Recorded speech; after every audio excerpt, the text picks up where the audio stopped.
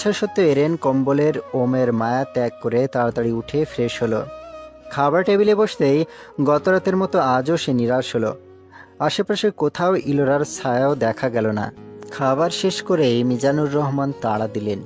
এরেন নিজের ব্যাগ নিয়ে রুম থেকে বেরোতে বেরোতে ভাবল, যাওয়ার আগে কি মেয়েটার সাথে তার একবারের জন্য দেখা হবে না? মাত্র এক রাতের ব্যবধানে অপরিচিত একটা মেয়ে তার স্ত্রী হয়ে গেল, আর এখন চলে যাওয়ার পর মেয়েটার সাথে হয়তো আর কোনোদিনও দেখা হবে না। ধীরে ধীরে হয়তো তারা ভুলেও যাবে এই হঠাৎ জুড়ে যাওয়া সম্পর্কটা। পরক্ষণেই এরেন নিজের মনকে শাসিয়ে বোঝালো, এই হঠাৎ জুড়ে যাওয়া সম্পর্কটা শুধুই একটা অ্যাক্সিডেন্ট। এটা নিয়ে ভাবার কোনো মানে হয় না। যত তাড়াতাড়ি ভুলে যাওয়া যায় ততই ভালো। দীর্ঘশ্বাস ফেলে মিজানুর রহমানের সাথে বাড়ির বাইরে পা রাখল এরেন। পেছনে পড়ে রইল তার হঠাৎ জুড়ে যাওয়া এক ভিত্তিহীন সম্পর্ক। ভর দুপুরে সাকিব এসে উপস্থিত হলো মামার বাড়ি। তাকে দেখে আলিয়া বেগম আর অনন্যা অবাক হলেন। হুট করে বোন এসে উপস্থিত হলো, আবার এখন ভাইও হুট করে উপস্থিত। ইলোরা অবশ্য একটু অবাক হলো না, কারণ তার ভাই যে তাকে নিতে চলে আসবে তা সে ভালোভাবেই জানত। সাকিব বাড়িতে ঢুকেই ইলোরা আর ডালিয়াকে ডেকে বলল, নিজেদের ব্যাগ গুছিয়ে নে, আমরা বিকেলে রওনা দেব। আলিয়া বেগম বললেন, মাত্র তো এলি, কাল সকালে যাস, আজ যাওয়া চলবে না। সাকিব বলল, না মামি, সামনে আমার পরীক্ষা, চাইলেও এখন থাকা সম্ভব না। অনন্যা ভেংসি কেটে বলল, এক রাতে মহাভারত অশুদ্ধ হয়ে যাবে। সাকিব ভুরুকুচকে বলল, তুই আবার মহাভারত শুদ্ধ অশুদ্ধের কি বুঝিস? লেখাপড়ার নাম শুনলেই তো 10টা লাভ দিয়ে উঠিস। অনন্যা তেজ দেখিয়ে বলল, একদম অপমান করবি না সাকিব। হতে পারে আমি তোর মতো এত বেশি মনোযোগী না, কিন্তু 10টা লাভ কবে দিলাম, ভদ্র শয়তান একটা। সাকিব তাচ্ছিল্যের হাসি দিয়ে বলল, দেখেছিস তোর শিক্ষার অবস্থা, বড় ভাইকে সম্মান পর্যন্ত দিতে জানিস না। অনন্যা মুখ বাঁকিয়ে বলল, ওরে আমার বড় ভাই রে, মাত্র 1 বছরের বড় তুই আমার থেকে, 1 বছর তেমন বেশিও না। সাকিব আবার বাঁকা হেসে বলল, তুই তো আসলেই অশিক্ষিত। 1 বছরে কত দিন জানিস? 365 দিন। কম হয় কিভাবে গাদি? অনন্যা এবার আরো তেতে উঠল। আলিয়া বেগম ধমকে উঠে বললেন, অনু, দিন দিন ঝগড়াটে হয়ে যাচ্ছিস। সাকিব তার বড় ভাই, একদিনের হোক বা 1 বছরের, বড় তো বড়ই। একদম ঝগড়া করবি না বলে দিলাম। মায়ের বকুনি শুনে অনন্যা মুখ গোমড়া করে বসে রইল। সাকিব ডালিয়াকে উদ্দেশ্য করে বলল, অ্যাডমিশনের পর কিন্তু চাইলেও 2 দিন পর পর এখানে আসা যাবে না, শুধু পড়াশোনা প্রকাশ করতে হবে, বুঝলি? ডালিয়া মাথা নেড়ে বলল। ঠিক আছে ভাই। সাকিব ইলোরা আর ডালিয়াকে পড়াশোনা নিয়ে এটা ওটা বুঝাচ্ছে। অনিচ্ছা সত্ত্বেও ওরা মুখের ভাবে এমন করে রেখেছে যেন ওরা খুব মনোযোগ দিয়ে ভাইয়ের কথাগুলো শুনছে। আসলে ওদের এসব শোনার বিন্দুমাত্র ইচ্ছে বা আগ্রহ কোনোটাই নেই। সাকিব কিছু বুঝাচ্ছে মানে জোর করে হলেও আগ্রহী দৃষ্টি নিয়ে সেসব কথা শুনতে হবে। সবটাই সাকিবকে ভয় পাবার কারণে। এমনিতে সাকিব সবসময় সবার সাথে রাগ করে না, তবু সবাই ওর রাগকে ভয় পায়, কিন্তু তার থেকে বেশি সবাই তাকে ভালোবাসে। সময় তার আপন গতিতে চলতে চলতে পেরিয়ে গেছে 1 মাস। এই 1 মাস ইলোরা এরেন দুজন দুজনের নামটাও ভুলে গেছে। 1 মাস আগে এরেন মিজানুর রহমানের সাথে আবার তার বাড়ি গিয়েছিল, কিন্তু সেখানে গিয়ে শুনেছিল তারা পৌঁছানোর কয়েক মিনিট আগেই সাকিবের সাথে ইলোরা চলে গেছে। মিজানুর রহমানকে নিয়ে তার খালার জমির সব সমস্যার সমাধান করে সেও ঢাকা ফিরে যায়। তারপর কয়েকদিন ইলোরা আর এরেনের বারবার ওই হঠাৎ বিয়ের ব্যাপারটা মাথায় ঘুরপাক খায়, কিন্তু সময়ের সাথে সাথে সেই ভাবনা আস্তে আস্তে মিলিয়ে যায়। মাঝে মাঝে দুজনেরই মনে পড়ে তারা বিবাহিত, একই শহরে দুজন বাস করছে, অথচ সম্পর্ক নামক জিনিসটা তাদের বাঁধতে পারছে না। কখনো হঠাৎ যখন দুজন দুজনের কথা মনে পড়ে, তখন হয় হাসি পায়, নয় মুড সুইং হয়। আচ্ছা, এই অনাকাঙ্ক্ষিত ঘটনাটা তাদের জীবনে কেন ঘটলো? সব কিছুর পেছনেই তো নির্দিষ্ট কোনো কারণ থাকে। তাহলে তাদের এই হঠাৎ জুড়ে যাওয়া সম্পর্কের কারণ কি? ক্ষণিকের জন্য এমন একটা সম্পর্ক তৈরি না হলে কি হতো? এর তো কোনো পরিণতি নেই। তাহলে সারা জীবন কি দুজনেই এই ভিত্তিহীন সম্পর্কের বোঝা মাথায় নিয়ে থাকতে হবে? এর কি কোনো সমাধান নেই? এরকম হাজারো প্রশ্ন মাথার মধ্যে ঘুরপাক খেয়ে একসময় আবার মিলিয়ে যায়। আজকাল আর ওসব কথা খুব একটা মনেও পড়ে না কারো। দুজনেই নিজেদের মতো দিন কাটিয়ে দিচ্ছে। আজ ভার্সিটির প্রথম ক্লাস। ডালিয়া কখন থেকে ইলোরাকে তাড়া দিয়ে চলেছে।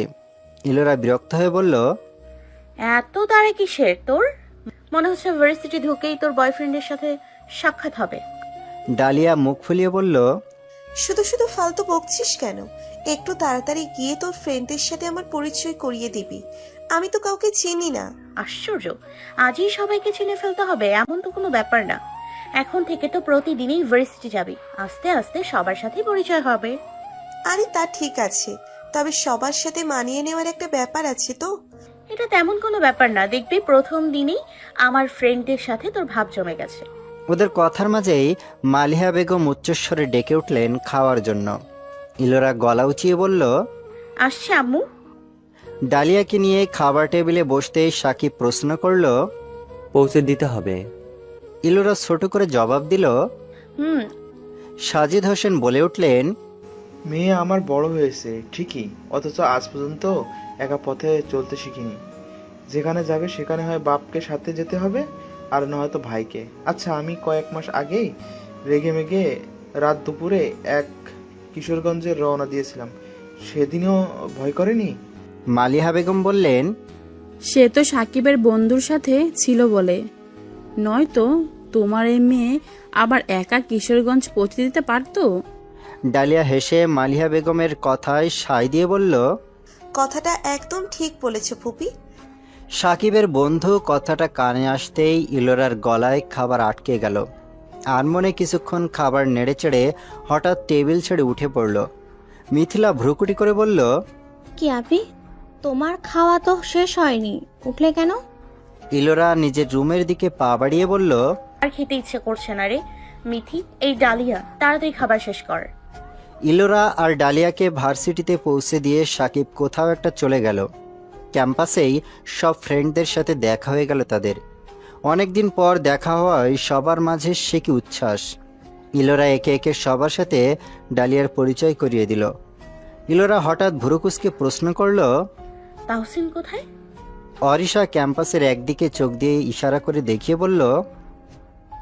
ওই তো। ইলোরা সেদিকে তাকিয়ে বলল। ও একা ওখানে কি করছে? অন্তর হেসে বলল, রাগ দমন করছে। ইলোরা আবার প্রশ্ন করল। কেন, কি হয়েছে? টুম্পা নিজের চুল ঠিক করতে করতে সহজভাবে বলল, সবসময় যা হয়। ইলোরা হতাশ চোখে নাদিয়ার দিকে তাকিয়ে মুখ গোমড়া করে বলল। আবার? নাদিয়া কাদো কাদো মুখে উপরে নিচে মাথা দুলালো। মুনা বিরক্তি নিয়ে বলল, ওদের এই এক কাহিনী দেখতে দেখতে জীবনটা তেজপাতা হয়ে গেছে বোন। দয়া করে এবার কেউ নতুন কোনো কাহিনী দেখা। এক কাহিনী আর ভালো লাগে না। নাদিয়া কিঞ্চিত রেগে গিয়ে বলল, এক কাহিনীর মানে কি মুনা? তুই কি আমাকে খোঁচা মারছিস? অন্তর বলে উঠল, মারলে মারছে তো। গত 1 বছর ধরে দেখছি তুই ওই পোলার ওপর দিনে কয়েক দফা ক্রাশ খাস আর প্রপোজ করস, আর ও রেগে মেগে বোম হয়ে বসে থাকে। ডিসগাস্টিং। ইলোরা বলল, আচ্ছা থাম তোরা, এখনই তো ক্লাস শুরু হবে, চল ওর রাগ কমাই আগে। ইলোরার কথায় সম্মতি জানিয়ে সবাই ক্যাম্পাসের অন্যদিকে হাঁটা দিল। তাহসিনের কাছে গিয়ে দাঁড়াতেই সে একরাশ বিরক্তি নিয়ে তাকালো। ইলোরা হাসি মুখে বলল, এখনই ক্লাস শুরু হবে আর তুই এখানে দাঁড়িয়ে আছিস, চল তাড়াতাড়ি। তাহসিন মুখ গোমড়া করে বলল, তোরা যা। আরিশা ভুরুকুসকে প্রশ্ন করল, তোর যা মানে? তুই ক্লাস করবি না? না। তাহসিনের সোজাসাপটা উত্তর শুনে নাদিয়া উত্তেজিত কণ্ঠে বলল, ভার্সিটিতে আজ আমাদের প্রথম ক্লাস আর তুই বলছিস ক্লাস করবি না? প্লিজ চল, এমন করিস না। আচ্ছা, আই এম সরি। তাহসিন ধমকে উঠে বলল, তোর এই বস্তায় ভরে রাখ, ভাগ এখান থেকে। নাদিয়া চুপ হয়ে গেল। অন্তর এবার রাগ দেখিয়ে বলল, গেলে যাবি, না গেলে নাই। ক্যাম্পাসে বসে দিনের আকাশে তারা গুনে সময় কাটা। এই, তোরা কি যাবি? মুনা অনুরোধের সুরে বলল, তাহসিন চল না, প্রথম দিনেই এমন রাগারাগি ভালো লাগছে না। পাশ থেকে ডালিয়া ঠোঁট উল্টে বলল, ক্লাস শুরু হয়ে যাবে তো। অপরিচিত কণ্ঠস্বর শুনে তাহসিন ভুরুকুসকে তাকালো। পূর্ণ দৃষ্টিতে তাকাতেই সে খানিক থমকালো। ডালিয়ার পা থেকে মাথা পর্যন্ত নিরীক্ষণ করে প্রশ্ন করল, এ আবার কে? তাহসিনের চাহনিতে ডালিয়া কিছুটা ইতস্তত বোধ করলো। ইলোরা মুস্কি হেসে জবাব দিল, ও ডালিয়া আমার কাজিন, এখন থেকে আমাদের বাসায় থেকেই পড়ালেখা করবে। তাহসিন স্বাভাবিকভাবেই বলল, ক্লাসে চল। তাহসিনের কথায় সবাই ভুরুকুসকে তার দিকে তাকিয়ে রইল, অর্থাৎ সবাই কিছুটা অবাক হয়েছে। তাহসিন সবার চাহনি দেখে খানিক অপ্রস্তুত হয়ে বলল, এভাবে ড্যাব ড্যাব করে তাকিয়ে আছিস কেন? সবগুলো আজব। টুম্পা চোখ বড় বড় করে একসাথে কয়েকবার পলক ফেলে বলল, মাত্র কয়েক মুহূর্তে তোর রাগ কমে গেল? How is it possible? Nadia সন্ধিহান চোখে একবার তাহসিনের দিকে আরেকবার ডালিয়ার দিকে তাকালো, কিন্তু কিছু বলল না। আরিশা বিস্ময় নিয়ে বলল, তাই তো, কিভাবে সম্ভব? তাহসিন বিরক্ত হয়ে খানিক তেজ দেখিয়ে বলল, তোরা কি যাবি? ইলোরা তাড়া দেখিয়ে বলল, হ্যাঁ চল চল। কেউ আর কোনো কথা না বলে চুপচাপ ক্লাসের দিকে পা বাড়ালো। অন্তর হঠাৎ টুম্পার পাশ ঘেঁষে হাঁটতে হাঁটতে চাপা গলায় বলল, টুম্পি শোন। টুম্পা ভুরুকুসকে প্রশ্ন করলো, কি? তুই আমার পাশে বসবি। অন্তরের অনুরোধ শুনে টুম্পা ভেংসি কেটে বলল, আর কোনো কাজ নেই তো আমার, চেঁচে যাব বিরক্ত হতে। অন্তর আহত চোখে তাকিয়ে বলল, আমি তো তোকে বিরক্ত করার মতো কোনো কথাই বলি না। তুই তো আমার স্বাভাবিক কথা শুনলেও বিরক্ত হোস, এতে আমার দোষ কোথায়? টুম্পা কড়া গলায় বলল, শোনন তো, তোকে আশেপাশে দেখলেই আমার কেন জানি বিরক্ত লাগে। এক কথা কতবার বলবো? অন্তর বিধ্বস্ত দৃষ্টিতে কিছুক্ষণ টুম্পার দিকে তাকিয়ে থেকে দ্রুত পা চালিয়ে সবার আগে ক্লাসে চলে গেল। ওর গতিবিধি দেখে সবাই সন্ধিহান দৃষ্টিতে টুম্পার দিকে তাকালো। টুম্পা বিরক্তি নিয়ে বলল, দয়া করে এখন আবার কেউ আমাকে নিয়ে পড়িস না। তাহসিন মুস্কি হেসে বলল, এই ব্যাপারটাও আমাদের কাছে অনেক পুরনো, এটা নিয়ে পড়ে আর কি হবে? তাহসিনের কথায় টুম্পা জোরে নিঃশ্বাস নিয়ে নিজের বিরক্তি দমন করার চেষ্টা করল, কিন্তু সে নিজেও জানে না তার এই বিরক্তি একটুও কমবে না। এটা তো তার নিত্যদিনের ব্যাপার হয়ে দাঁড়িয়েছে। ক্যাম্পাসে বৃত্তের মতো গোল করে বসে আড্ডায় মেতে উঠেছে ইলোরা, ডালিয়া, অরিশা, নাদিয়া, মুনা, অন্তর আর তাহসিন। হাসি ঠাট্টায় আড্ডা বেশ জমে উঠেছে। এমন সময় অদূরে দাঁড়িয়ে সাকিব ডেকে উঠল। এলো। ভাইয়ের কণ্ঠ শুনে ইলোরা ঘাড় ঘুরিয়ে পেছন ফিরে তাকালো। সাকিব হাতের ইশারায় ইলোরাকে কাছে ডাকলো। ইলোরা সবাইকে উদ্দেশ্য করে বলল, ভাই ডাকছে, মনে হয় কিছু বলবে। তোরা আড্ডা দে, আমি শুনে আসছি।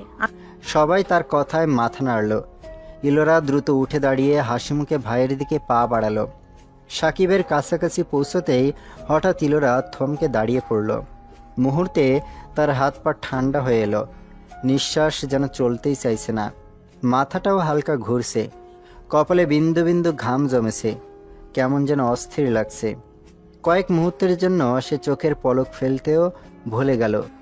ইলোরা শুকনো ঢোক গিলে ভাবল, আশ্চর্য, এই ছেলে এখানে কি করছে? ইনি কি জানতো যে আমি এখানে আছি? হায় আল্লাহ, এই ছেলে তো ভাইয়ের বন্ধু, তার মানে ইনি এই ইউনিভার্সিটিরই স্টুডেন্ট। এটা তো খেয়ালই ছিল না আমার। আচ্ছা, ইনি ভাইয়াকে সব কথা বলে দিয়েছে নাকি? যদি বলে থাকে তাহলে কি হবে? ও আল্লাহ বাঁচাও। বাড়িতে গিয়ে 2 রাকাত নফল নামাজ পড়বো, ওনার সামনে যেতে পারবো না আমি। কিন্তু এখন তো কোনো উপায়ও নেই, কি করি? আল্লাহ প্লিজ হেল্প মি।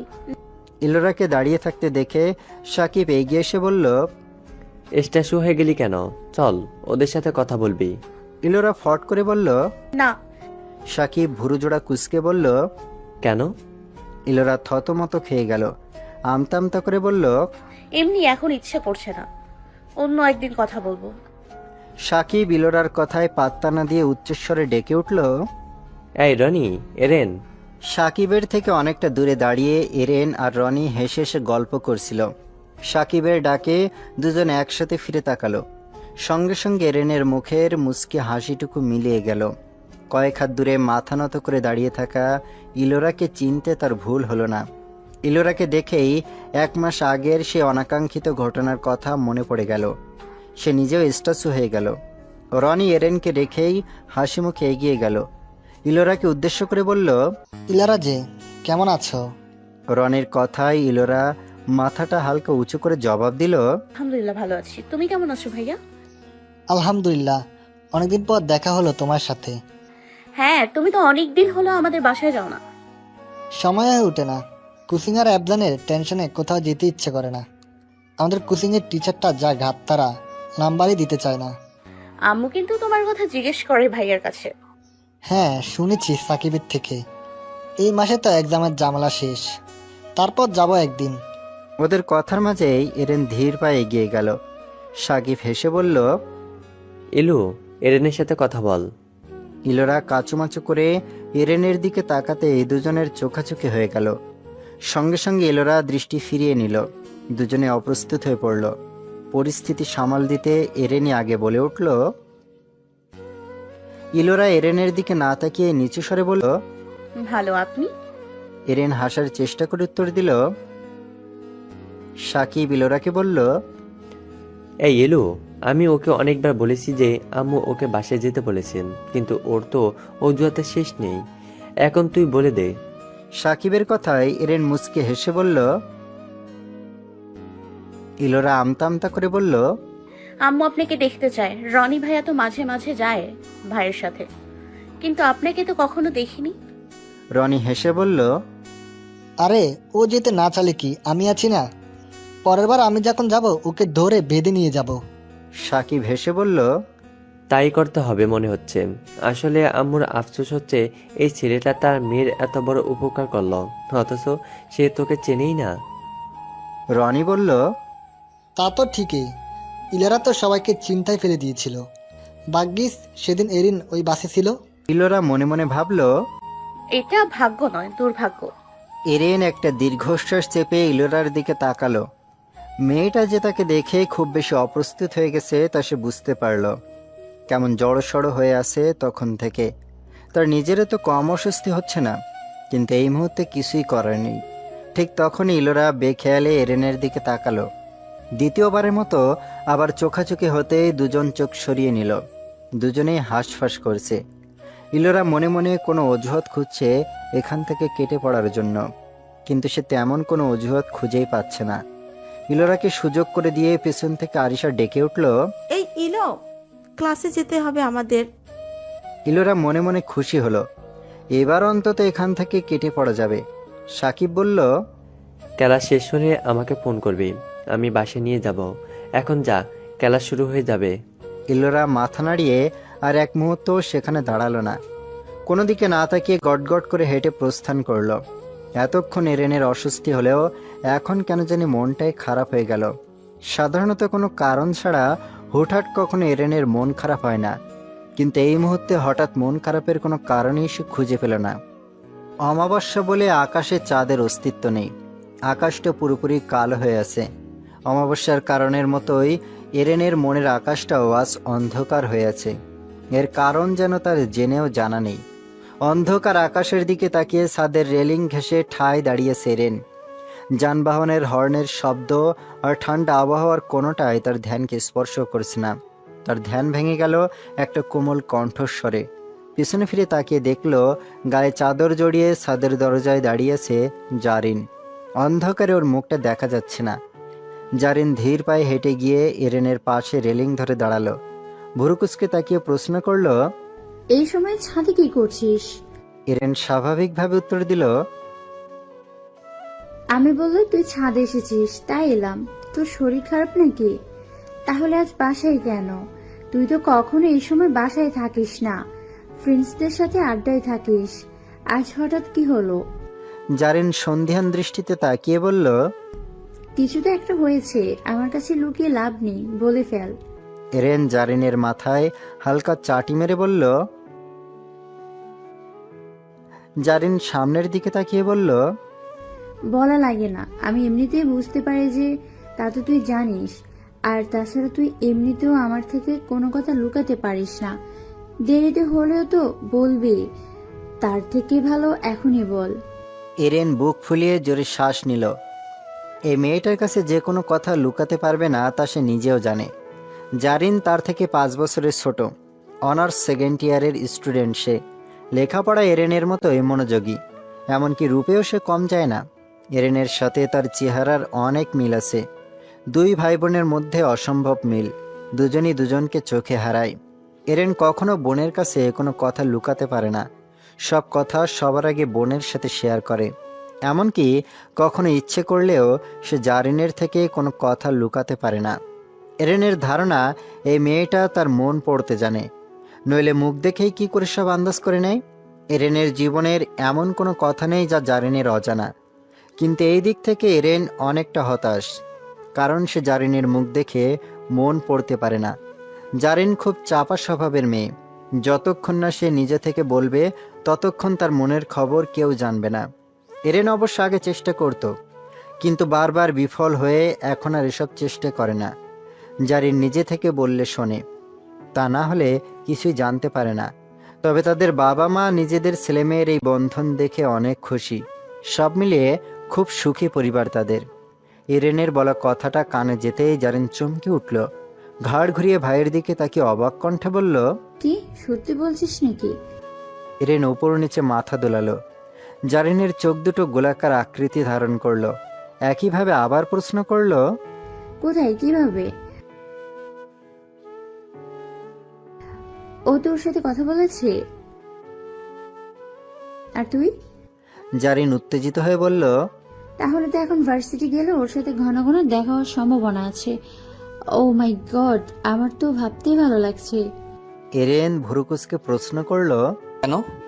জারিন দাঁত খেলিয়ে হেসে বলল, তোদের দুজনের যতবার দেখা হবে ততবার শুধু বিয়ের কথা মনে পড়বে। একে অপরের প্রতি অজানা একটা টান অনুভব করবি। আস্তে আস্তে দেখবি দুজন দুজনের প্রেমে পড়ে গেছিস, আর তারপর মেয়েটা পার্মানেন্টলি আমার ভাবি হয়ে যাবে। এরেন অবাক হয়ে বলল, একটা কথা এত কিছু ভেবে নিলি তুই? এত ফাস্ট ভাবিস কেন? জারিন ভেংসি কেটে বলল, ফার্স্ট হলেও এটাই হবে। আমার কথা মিলিয়ে নিস। আল্লাহ কোনো কারণ ছাড়া কিছুই করে না।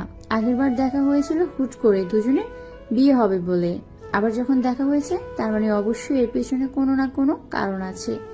একবার তো ভাব, সত্যি সত্যি যদি এমন কিছু হয় যে দুজন দুজনের প্রেমে পরে স্বামী স্ত্রী ভাবতে শুরু করে দিবি, তাহলে তো ভালোই হবে, তাই না? এরেন এবার আর কোনো উত্তর দিল না। জারিনের কথাটা যদি সত্যি হয় তাহলে তো মন্দ হয় না। মেয়েটা তার জীবনের সাথে হঠাৎ করে জড়িয়ে গেল। এক শীতের রাতে অতিথি পাখির মতো এসে তার জীবনের জায়গা করে নিল। অতিথি পাখিরা তো শীতের শেষে আবার চলে যায় নিজেদের গন্তব্যে, কিন্তু এই অতিথি পাখি হয়ে আসা মেয়েটা চলে গিয়েও আবার ফিরে এসেছে। আবারও কি চলে যাবে সে নিজের গন্তব্যে? আচ্ছা, এমনটা কি হতে পারে না যে এবার এই অতিথি পাখিটা ফিরে যাওয়ার পথ ভুলে গিয়ে তার কাছেই থেকে গেল? সত্যি কি এমন কিছু হবে? হলে ক্ষতি কি? মানুষের জীবনে বিয়ে নামক বন্ধনটা অনেক মূল্যবান, আর সেই মূল্যবান সম্পর্কে নিজেদের অনিচ্ছা সত্ত্বেও জড়িয়ে গেছে তারা। নিজেরা না মানলেও সম্পর্কটা তো আর মিথ্যে হয়ে যাবে না। আচ্ছা, মেয়েটার পরিবার যদি অন্য কার সাথে ওর বিয়ে দিয়ে দেয়, সেই বিয়ে তো জায়েজ হবে না। কেউ তার জানে না যে এই মেয়েটার একজন স্বামী আছে। এক স্বামী থাকাকালীন মেয়েদের দ্বিতীয় বিয়ে ইসলামের সম্পূর্ণ নিষিদ্ধ। মেয়েটা কি তা জানে? এমন কোনো পরিস্থিতি তৈরি হলে মেয়েটা কি তার পরিবারকে বলবে তাদের বিয়ের কথা? বলতেও পারে, আবার নাও বলতে পারে। সে যে মেয়েটাকে নিয়ে এত কিছু ভাবছে, মেয়েটাও কি এভাবে তাকে ভাবছে? হয়তো ভাবছে। হঠাৎ করে আবার দেখা হওয়ার ব্যাপারটা নিয়ে সেও হয়তো চিন্তিত। এরেনের আকাশ পাতাল ভাবনায় ছেদ পড়ল জারিনের কান ফাটানো কণ্ঠে। এরেন চমকে উঠে বলল, কি সমস্যা? এভাবে চিৎকার করে ডাকছিস কেন? জারিন গাল ফুলিয়ে বলল, এত কি ভেবে চলছিস? আস্তে ডাকলাম তো কান পর্যন্ত পৌঁছায়নি, তাই জোরে ডাকলাম। কি ভাবছিল বলতো ওই মেয়েটার কথা? এরেন এবার চোখ পাকিয়ে বলল, পাকামো কম কর পড়ি, এখন যা এখান থেকে। জারিন গো ধরে বলল, যাব না, ছাদে ভালো লাগছে, রুমে গেলে ভালো লাগবে না এখন। আর তার থেকে বড় এখানে কাটাই কিছুক্ষণ। তুই তো আছিসই, নাকি চলে যাবি? আরো কিছুক্ষণ থাকবো। জারিন খুশি হয়ে রেলিংয়ের সাথে ঠেস দিয়ে সোজা হয়ে দাঁড়ালো। কিছুক্ষণ দুজনেই নীরবতা পালন করলো। এরেন খেয়াল করলো তার মনটা এখন আগের চেয়ে অনেকটা হালকা লাগছে। এর কারণ হয়তো জারিনের সাথে কথাটা শেয়ার করা। হঠাৎ করে এরেনের মাথায় দুষ্টুমি এসে ভর করলো। জারিনকে উদ্দেশ্য করে বলল, আজ আবার পাশের বাসায় আন্টির সাথে দেখা হয়েছিল।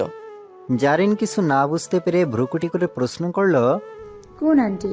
আর ওই সাইমা আন্টি। নামটা শুনে জারিনের চোখ মুখ বিরক্তিতে কুঁচকে গেল।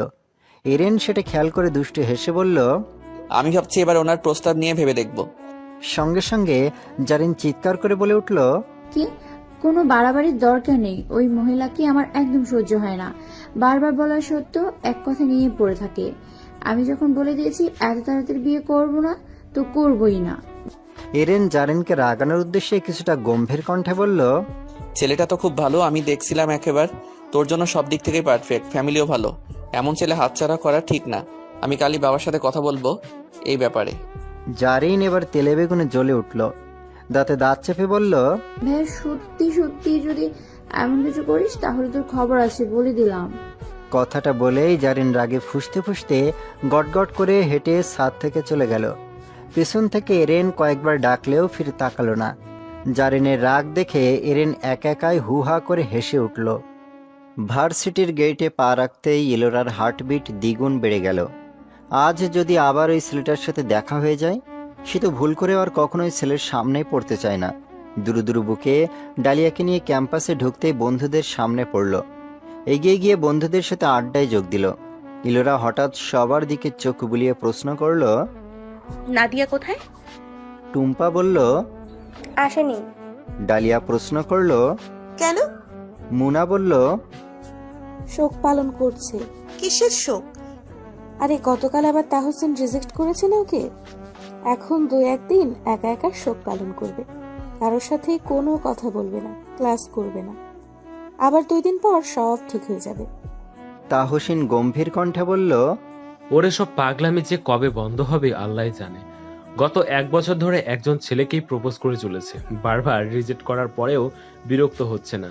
অন্য মেয়ে হলে এতদিনে বিরক্ত হয়ে অন্য ছেলে খুঁজতো, আর ও তো কিছুই বুঝতে চায় না। অন্তর হেসে বলল, she seriously loves you Tahsin? But I can't love her. আমি ওকে জাস্ট ফ্রেন্ড ভাবি। এর বাইরে ওর প্রতি তেমন কোনো ফিলিংস নেই আমার। ওকে তো আমি এই ব্যাপারটা 1000বার বুঝিয়েছি, কিন্তু ও তো কিছুতেই বুঝতে চায় না। ওর এই বারবার প্রপোজের ব্যাপারটা আমি সত্যি আর নিতে পারছি না, বিরক্ত হয়ে গেছি। আরিশা বলল, কি আর করার আছে বল? যে বুঝতে চায় না তাকে তো আর জোর করে বোঝানো সম্ভব না। যাক, বাদ দে এখন এসব, শুধু শুধু কথা বাড়িয়ে লাভ নেই। ডালিয়া হঠাৎ ইলোরাকে লক্ষ্য করে প্রশ্ন করল, এই এলো, তুই কি কাউকে খুঁজছিস? ইলোরা কিছুটা নড়ে চড়ে বসে নিজেকে স্বাভাবিক রেখে বলল, কই না তো। তাহলে এদিক ওদিক কি দেখছিলি? ইলোরা হাসার চেষ্টা করে বলল, আরে কিছু না, এমনি। ডালিয়া আর কথা বাড়ালো না। আসলে ইলোরার মাথায় সারাক্ষণ শুধু একটা কথাই ঘুরছে, যদি ওই ছেলেটার সাথে দেখা হয়ে যায়। তাই না চাইতেও চোখ জোড়া বারবার এদিক ওদিক বিচরণ করছিল। সেটা যে এভাবে ডালিয়ার চোখে পড়ে যাবে ভাবেনি। সবার কথার মাঝে টুম্পা বলল, চল ক্লাসে যাই। টুম্পার কথায় সায় দিয়ে সবাই ক্লাসে চলে গেল। ক্লাস চলাকালীন ডালিয়া হঠাৎ খেয়াল করলো তাহসিন বারবার তার দিকে তাকাচ্ছে। ব্যাপারটা কয়েকবার চোখে পড়তেই ডালিয়া ভীষণ অস্বস্তিতে পড়ে গেল। মাত্র 2 দিনেই ইলোরার সব ফ্রেন্ডদের সাথে তার খুব ভাব হয়ে গেছে। সবাই কত মিশুক, 2 দিন মিশেই মনে হচ্ছে যেন সবাই কত বছরের পরিচিত। কিন্তু তাহসিন কেন এভাবে তাকিয়েছে? ও কি বুঝতে পারছে না সে অস্বস্তি বোধ করছে? এমন হলে তো সে ওর সাথে স্বাভাবিকভাবে কথা বলতে পারবে না। বেখেয়ালে হঠাৎ মুনার চোখ চলে গেল তাহসিনের দিকে। তাহসিনের দৃষ্টি অনুসরণ করতেই মুনা অবাক হয়ে গেল। কিছুক্ষণ আর চোখে তাহসিন আর ডালিয়াকে নিরীক্ষণ করে তার প্রচণ্ড হাসি পেল। হঠাৎ সে ফিক করে হেসেই ফেলল, কিন্তু তাতে বেঁধে গেল এক বিপত্তি। মুনার হাসিটা নির্জন ক্লাসে স্যারের কান পর্যন্ত পৌঁছে গেছে। বন্ধুরা সবাই তার দিকে বড় বড় চোখ করে তাকালো। ক্লাসের অন্যান্য কয়েকজন স্টুডেন্টও এতক্ষণে অবাক হয়ে তাকালো। ডালিয়া মুনার এক হাত চেপে ধরে ফিসফিস করে বলল, মুনা, সামনে তাকা। ডালিয়ার কথায় সামনে তাকাতেই মুনার মুখের হাসিটুকু বিলীন হয়ে গেল। স্যার নিজের লেকচার থামিয়ে স্থির দৃষ্টিতে তার দিকে তাকিয়েছে। স্যারের দৃষ্টি দেখেই মুনার গলা শুকিয়ে কাঠ হয়ে গেল। একটা শুকনো ঢোক গিলে সে মাথা নিচু করে চুপচাপ বসে রইল। মনে মনে ভাবতে লাগলো, আল্লাহ এইবারের মতো বাঁচিয়ে দাও, আর কোনো দিনও এভাবে ক্লাসের মধ্যে হাসবো না।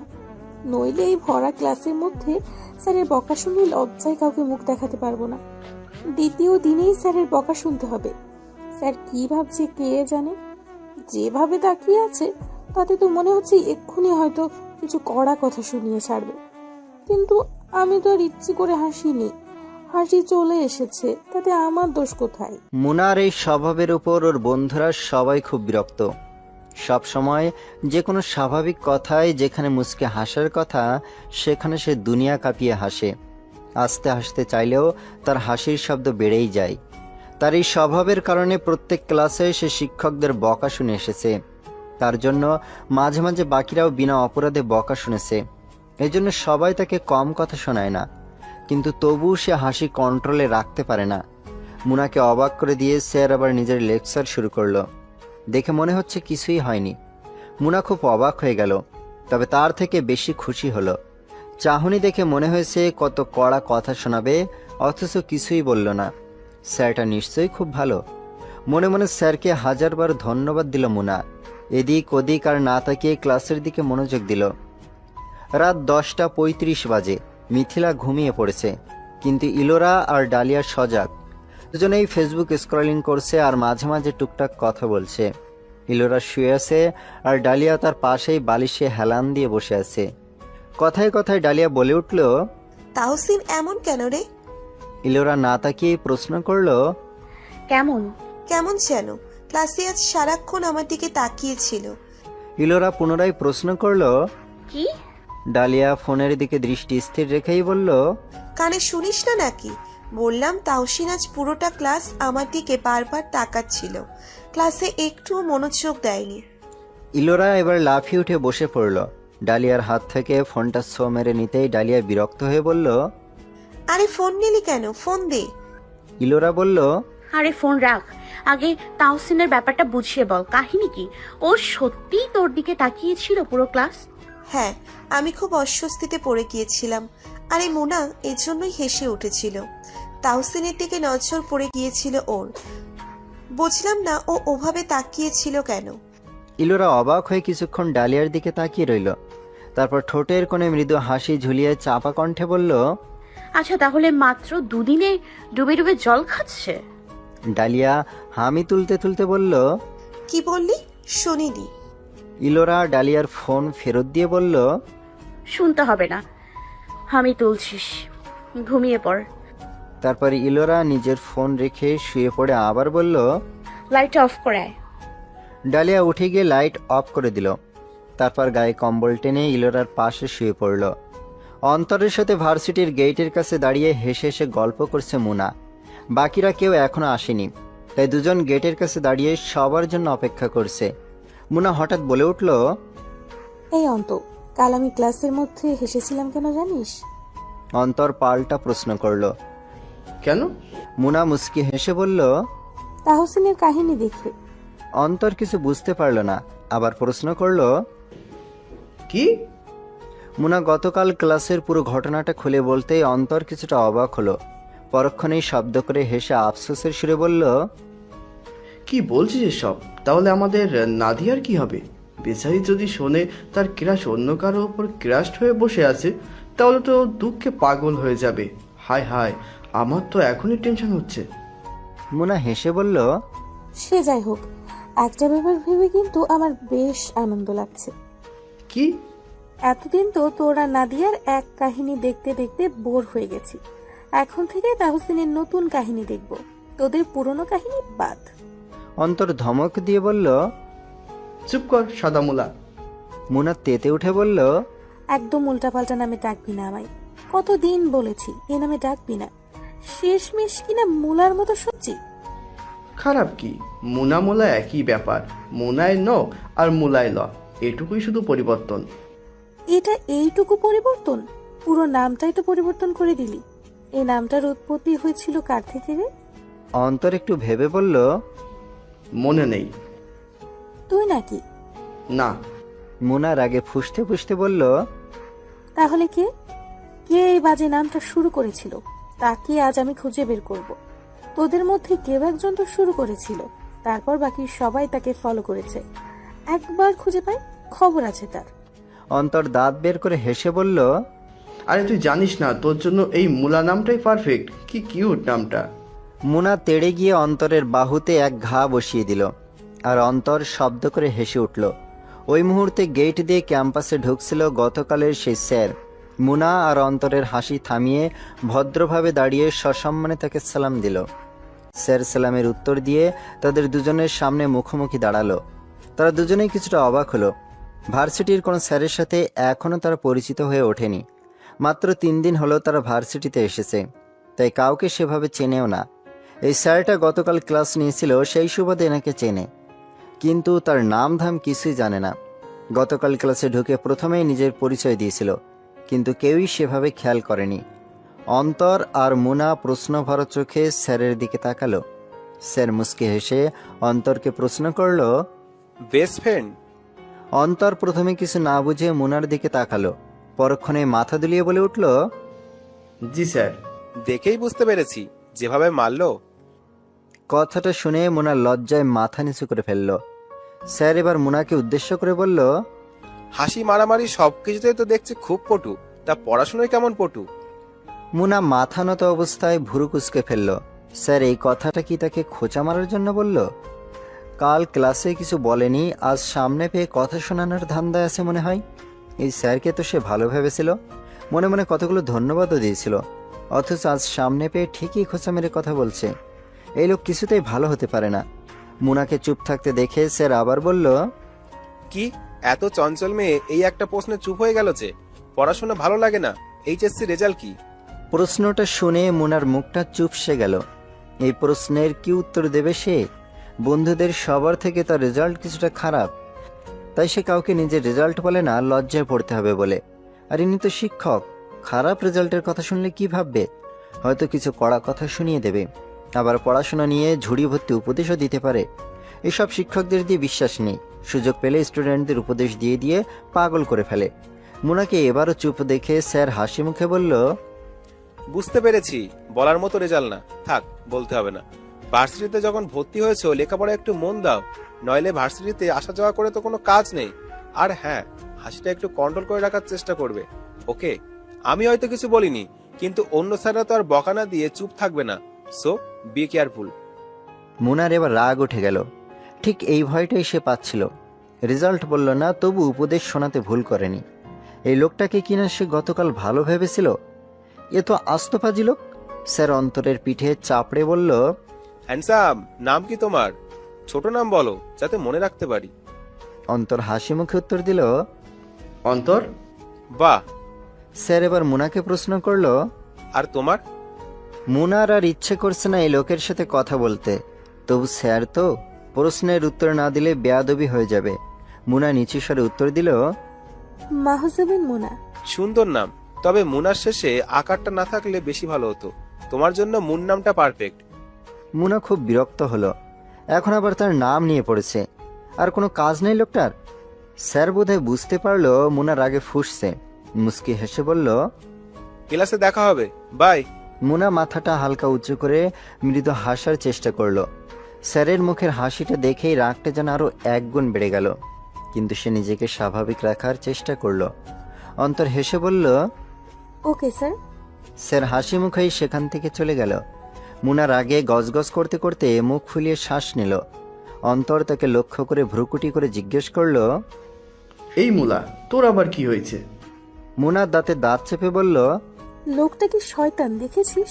সুযোগ পেয়ে কতগুলো কথা শুনিয়ে গেল। আমি একে কত ভালো মানুষ ভেবেছিলাম, ধুর। অন্তর হেসে বলল, ভালোই তো, খুব মিশুকে দেখলি তো, ইচ্ছে করে এসে কি সুন্দর কথা বললো আমাদের সাথে। মুনা ভেংসে কেটে বলল, বুঝি বুঝি, ওই একবার হ্যান্ডসাম বলেছে তো, সেজন্য এখন ওই পাজি লোকের প্রশংসায় পঞ্চমুখ হয়েছিস। অন্তর কিছুটা সিরিয়াস